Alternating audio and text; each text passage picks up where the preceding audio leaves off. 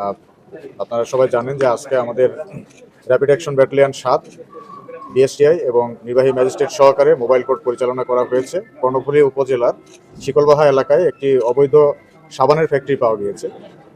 এই ফ্যাক্টরির বিএসটিআই থেকে কোনো ধরনের অনুমোদন নেই, সরকারি লাইসেন্স নেই, এবং তারা যে ম্যাটেরিয়ালগুলো ব্যবহার করছে সেগুলোরও কোনো সরকারি অনুমোদন নেই।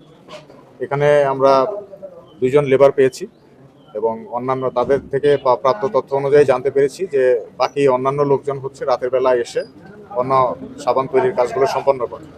তারা এই সাবানগুলো অবৈধভাবে তৈরি করছে, যার অনুমোদন নেই, এবং তার পাশাপাশি তারা বিভিন্ন কোম্পানির নাম ব্যবহার করছে, যেটা একটা গর্হিত অপরাধ।